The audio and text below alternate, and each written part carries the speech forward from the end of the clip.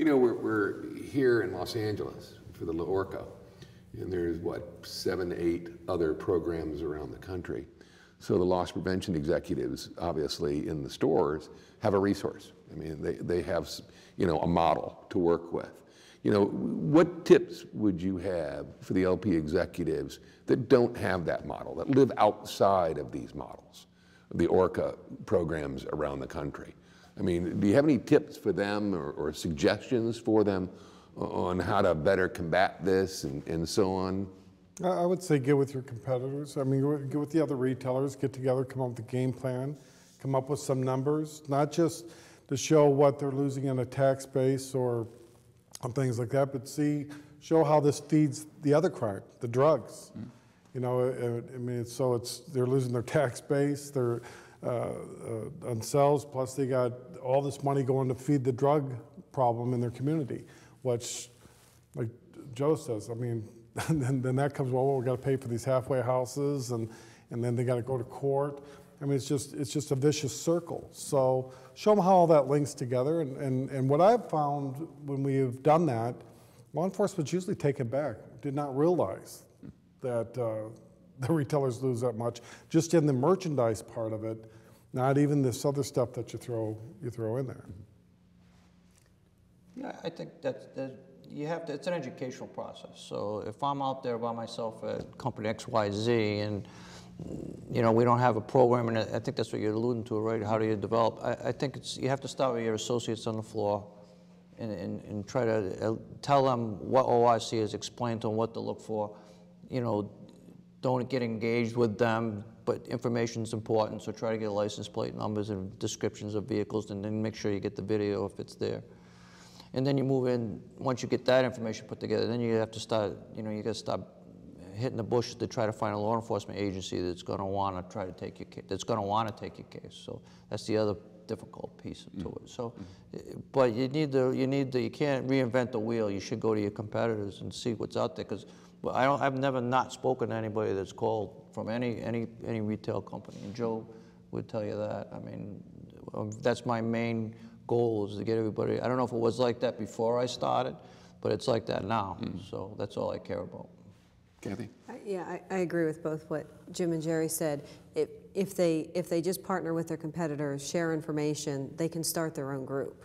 We had a field LPDM down in North Carolina. There wasn't a group. He, you know, went out, started talking to different retailers, you know, bought the coffee and the bagels for the first meeting, and there's clear also was participating in that meeting.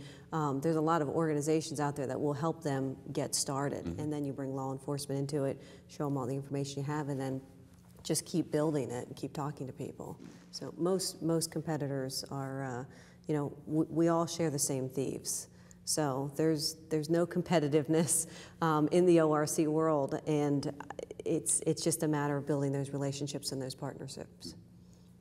Joe, you want to share something with that? Well, I think around the country, whether it's called an ORCA or some other group, as Kathy said, it's getting people together. In the Northeast, the state retail associations have done a nice job of getting people together, meeting on a regular basis. That's not true in all places, and here in California, there's 4 different ORCAs that exist now. So the communities, the law enforcement agencies, the retailers need to do what's right for their area and their level of engagement and interest. And all the ORCAs are different. Some only focus on major investigations. Others are dealing with regular community crime right alongside the ORC issues. So what else can be done legislatively? I mean, some of the states are obviously passing legislation on ORC, on multiple counts of shoplifting equal X. And there seems to be a movement. I mean, if you folks had your druthers, what would be the legislation you'd want to see, either from a state or a federal level?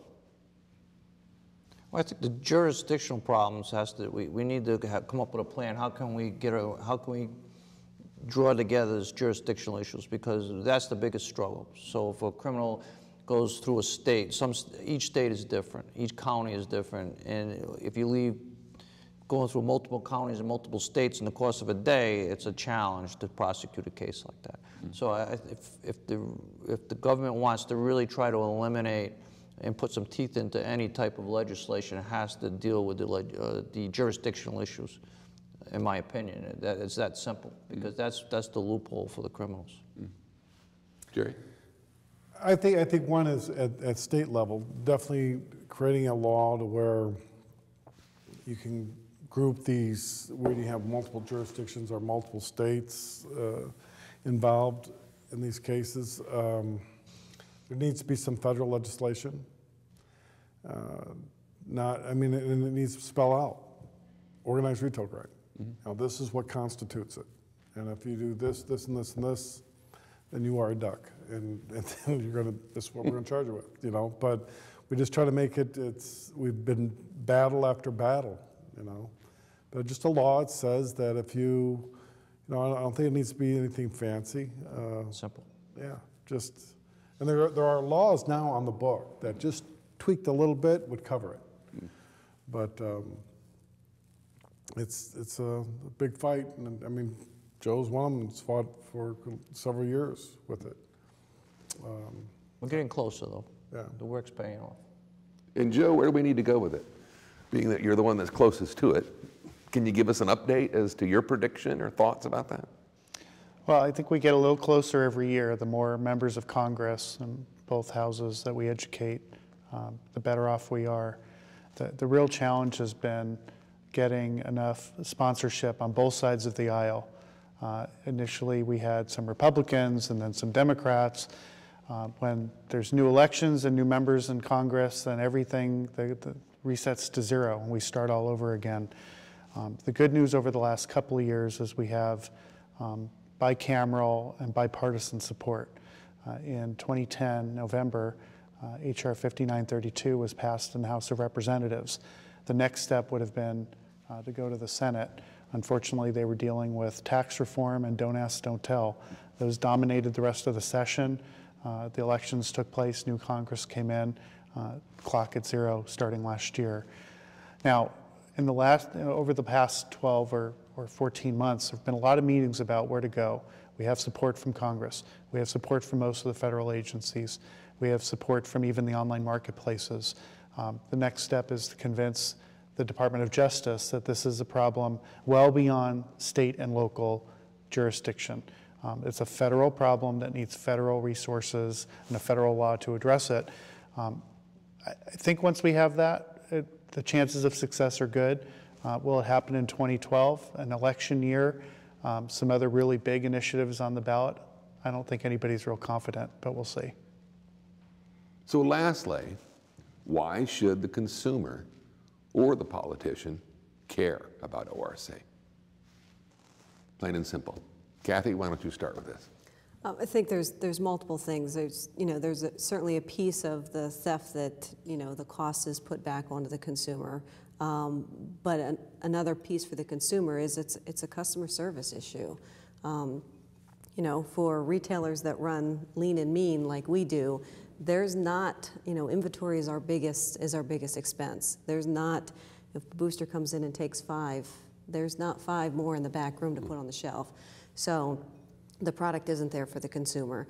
It's a customer service bad customer service experience. They're going to go someplace else. So from a consumer standpoint, you also, we've all talked about, it being a gateway crime. I think it's probably been proven if a fence is taken down in a particular area that the clientele of that area changes. So it's even affects the community.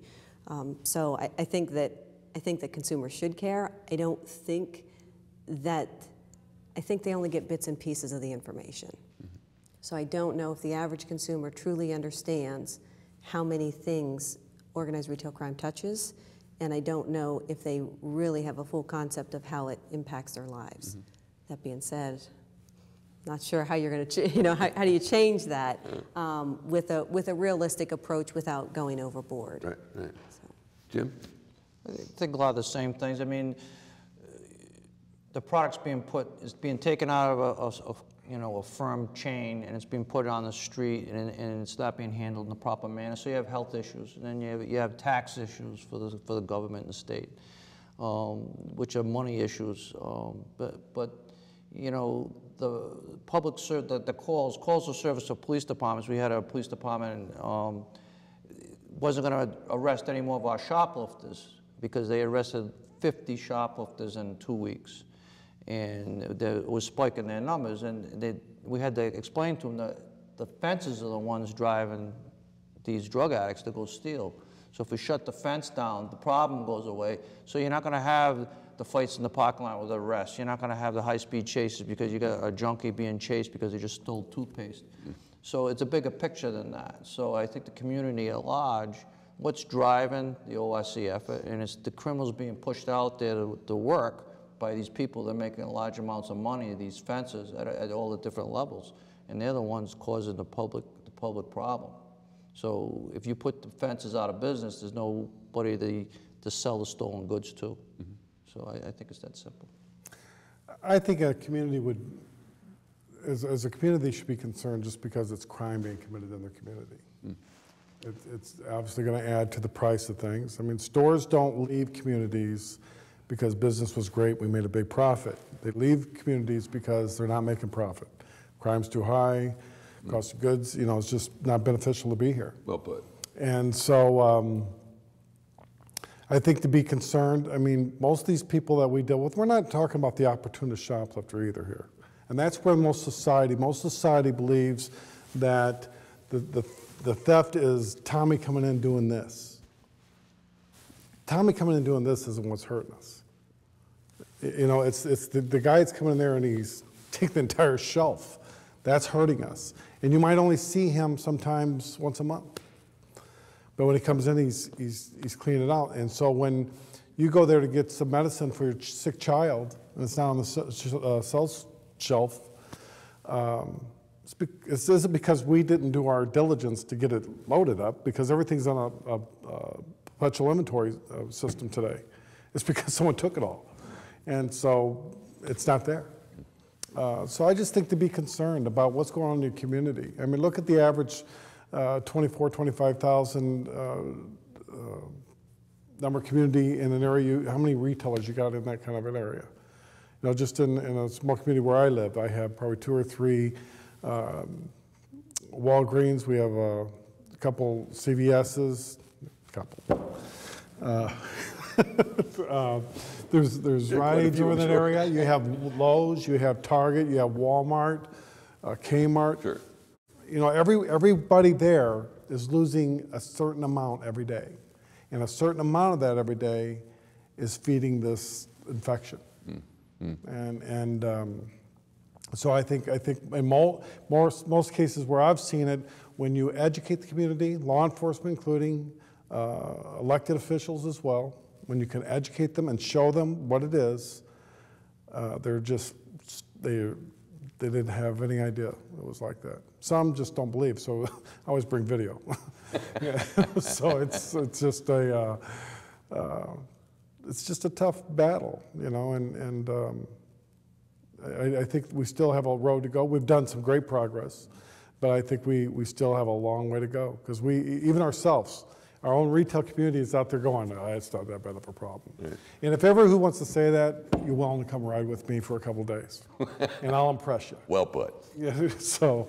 Joe, would you like to add to that? I would just throw in on the legislative part. The way we get legislators to care about this is be heard, get involved, talk to your local legislators, talk to your state associations who have a voice in your state capital, talk to the national trade associations.